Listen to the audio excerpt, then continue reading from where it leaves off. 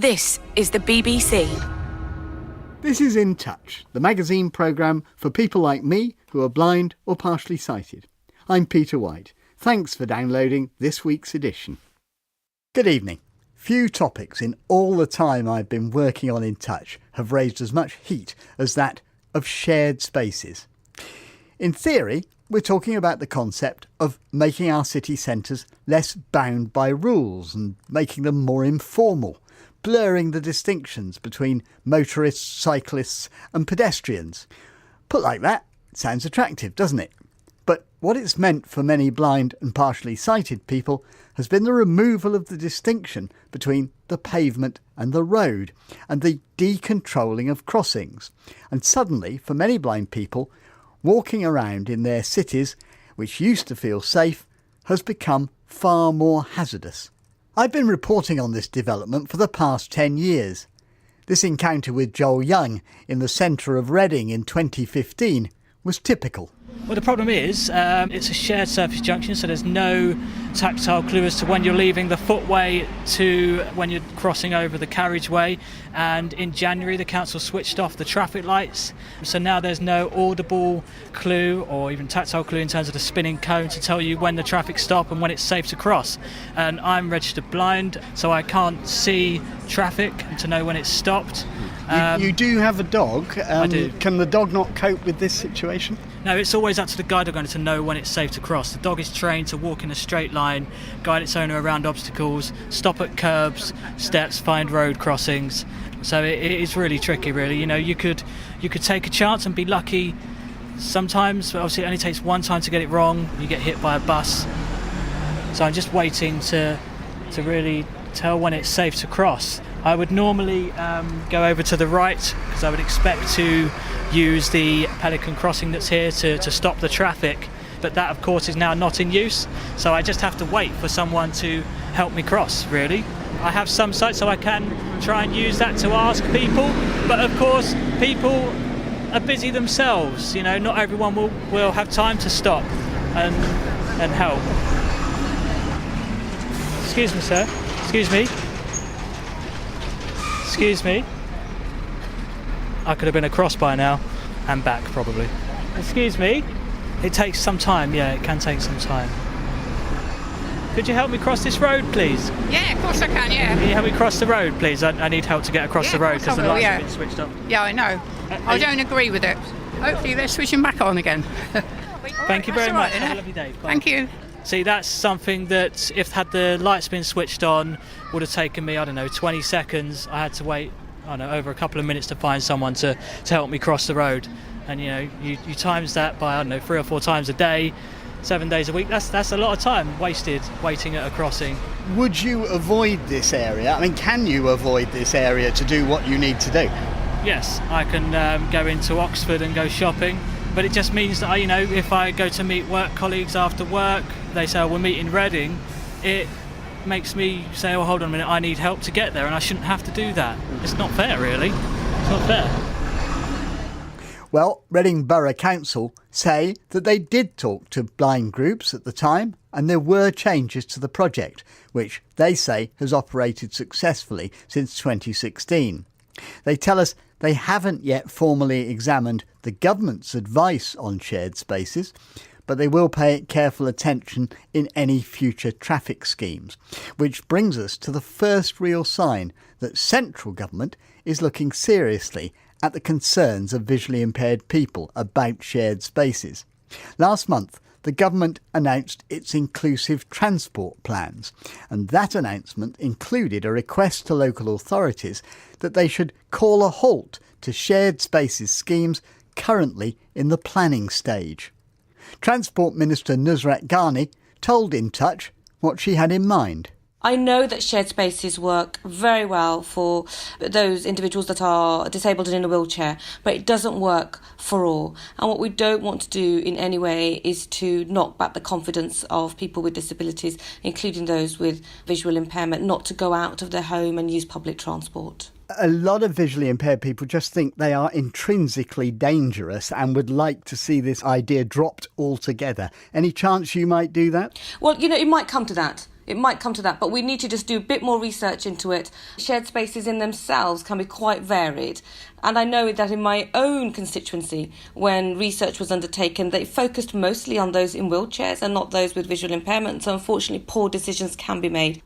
Transport Minister Nusrat Ghani. Well, joining me now is someone who's dedicated a great deal of time and energy to the whole issue of shared spaces, former Paralympic athlete Chris Holmes, now Lord Holmes. Lord Holmes, you've commissioned reports, you've spoken in the House, you've spearheaded campaigns.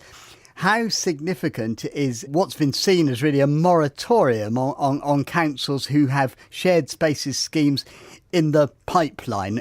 What do you see as the significance of this? I don't think it would be overstating it to say that finally this is the end of the road for so-called shared space. That's a big statement. I mean, because it's not simply the ones which are in the pipeline, it's the ones that are already there. When you say the end of the road, what exactly do you mean? In the report I did in 2015, I called for a moratorium on all so-called shared spaces, and what we saw from the department's statement is that they have supported that moratorium on all shared spaces which are under design. I think what you'll see as a result of that is this concept falling apart brick by brick, as indeed many of the schemes have already done so, literally. But as I understand it, it is still only a request. I suppose it could be seen as a guideline. So how actually is it going to work? And do we know whether local authorities have yet responded? It's a request indeed, as you correctly say, but it's also accompanied by the Minister writing to the chief executives of all local authorities and putting in very clear terms what she believes, as the Minister and the Department believes, should happen when it comes to these schemes. There's still a lot that needs to be done to ensure the very simple but basic principle that everybody should be able to access their local area in an independent way, and which can happen if all of the public realm is based on inclusive design. Well, let's pick up on that point you made, because of course it can't have an effect on the shared space schemes which are already in place. So before we carry on, we wanted to perhaps update my report from a city centre. Preston has had a shared spaces scheme for the past 4 years. Rick Moore is one of those visually impaired people who says that the introduction of uncontrolled crossings, the removal of the distinction between pavements and roads, has all meant that he's much less confident about using his city centre. Reporter Tom Walker, who in the days when he worked at the county council in Lancashire spoke out about the problem of shared spaces, he's gone back with Rick for another look. We're stood outside the Fishergate Centre, where the colour of the pavement is a beige, but at the edge of the pavement there's a black curbstone which drops down maybe 2 inches to a road which is the same dark colour. And they will try and step over that into the road, but what they're actually doing is then catching themselves on the edge of the dark paving and risking turning their ankle and falling into the road. I have to confess as well that I got it completely wrong. I'm using my cane here, and that's the beige bit, and then as you go into the darker area, it doesn't feel or sound any different to me. Rick, the scheme was completed some 4 years ago. How has it affected you? I would say that it's made me think longer and harder about routes I'm going to navigate around Preston when I visit. There are certain areas that kind of become off limits. On the whole, it's not stopped me coming to Preston entirely, but I would say it's reduced the number of trips I make here. Stewart, Clayton, who's the Chief Executive of Galloway Society for the Blind, which is a local charity. You obviously work very, very closely with a lot of visually impaired people. What are they saying to you about Fishergate? Well, we've been communicating with Lancashire County Council. We've been trying to explain how difficult it is for blind and partially sighted people to navigate these spaces. We have quite a number of people that say they won't come into Preston anymore. So actually some of the feedback that we get has dropped off, but that's predominantly because people just won't enter the space. We know one young couple, very mobile, very independent, and they just won't come into Preston at all now. Rick, from your point of view, what are the specific problems here on Fishergate and other shared space schemes that you've actually experienced? I was actually in a taxi the other morning and a gentleman stepped out onto an unmarked crossing. The taxi driver said, "Look at this idiot, what does he think he's doing?" And I pointed out to the taxi driver that he was crossing on an unmarked crossing, and the taxi driver wasn't even aware that that crossing was a crossing. So this is very much the state of play for us. We have crossings that the council see as crossings. We find it difficult to spot them, and when we do try to use them, we don't get the response that we're used to on a typical pedestrian or pelican crossing. I'm standing opposite County Hall on Fishergate Hill, where there's an uncontrolled crossing, which is right on the very edge of the shared space scheme, and at a point where cars are coming off the slowed down, narrower part of the shared space and speeding up going through the crossing. The guidance that we've been given is that we have to make eye contact with drivers. Now, being visually impaired, I would struggle to make eye contact with somebody more than 6 feet away. I don't know how I'm supposed to do it to somebody in a moving vehicle through a thick pane of glass. It's just not feasible. I'm tempted to say let's try and cross the road, but I'm worried about the safety now. Well, I've just been stood here and there's been 8 cars that have gone past. Well, there's been people stood here waiting to cross, and those people did have vision. They could see, but nobody stopped. Lancashire County Council and other local authorities would, however, say they consulted widely and that they incorporated lots of those suggestions into the final scheme. Isn't it the case that maybe the wider good should prevail here, and that we as visually impaired people just have to accept that business is up and it does look more attractive? Absolutely not. This is a public realm. It should be accessible for the public, to include visually impaired people and all people with disabilities.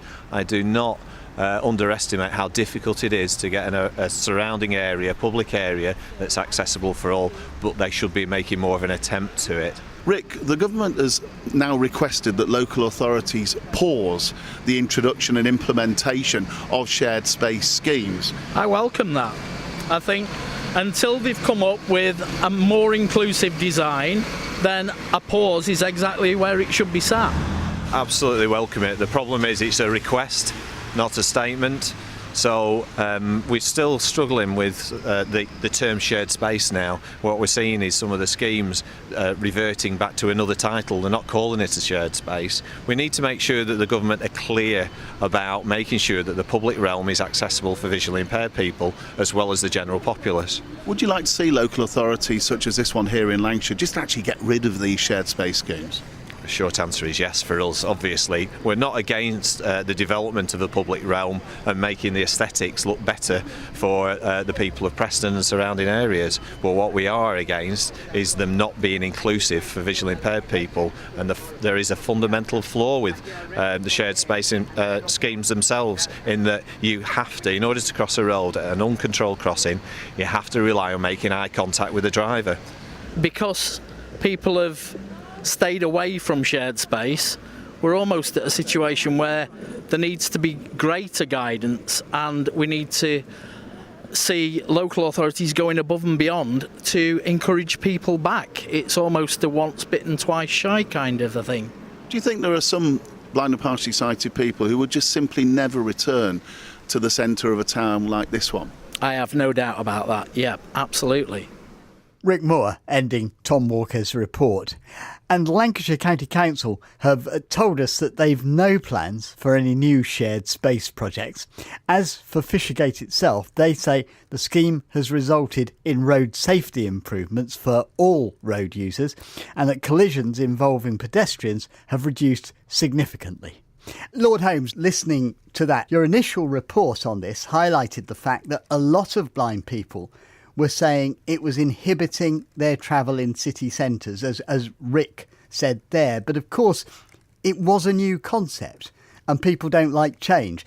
Do you think there's any sign that people perhaps are becoming used to the idea that there is a different way to do things than fixed pavements and roads and rigid separation of road users?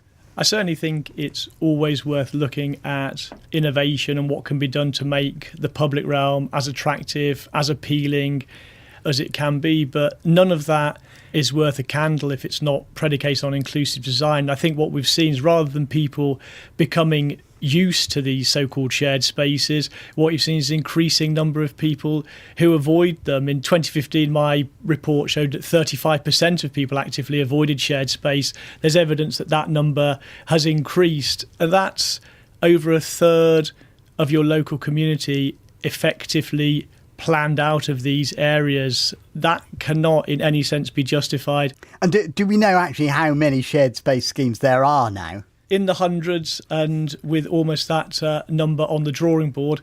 But what we need to ensure now is that these so-called shared spaces don't try and emerge under a different name, a different wrapper, a different brand, because that was the whole use of shared space in the first place. It was seen as an incredibly positive marketing device.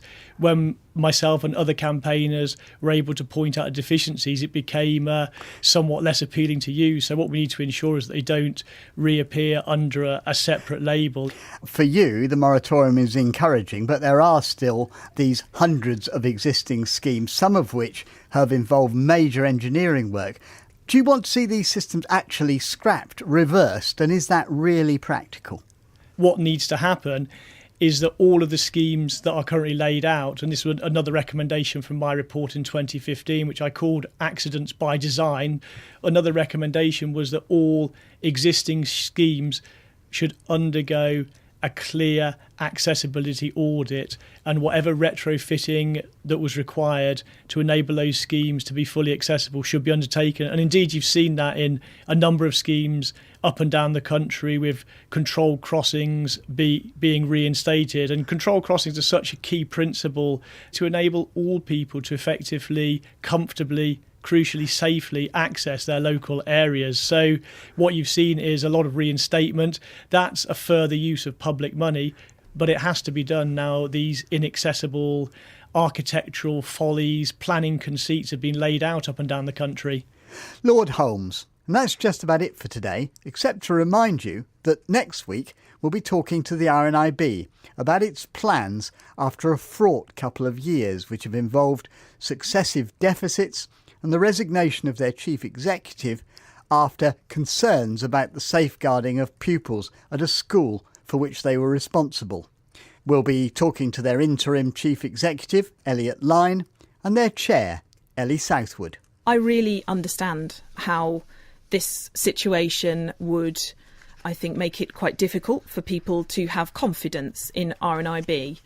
This is the organisation that made sure that I could read with my fellow pupils when I was at school. This is the organisation that's ensured I'm able to get out and about independently. And it's the organisation that's ensured that people have what they are entitled to in terms of support. That is a future worth fighting for. It has been a really tough time financially for us, along with lots of other charities, and we have had to make some fundamental changes. There is much more change that needs to happen, and to be honest, some pretty radical changes that we need to put in place quickly. We'd like to hear your questions to ask alongside ours about any aspect of RNIB governance or services that you want to know more about. You can call our action line on 0800 044 044 for 24 hours after the programme. You can email intouch@bbc.co.uk or click on Contact Us on our website. From me, Peter White, producer Kevin Core and the team, goodbye.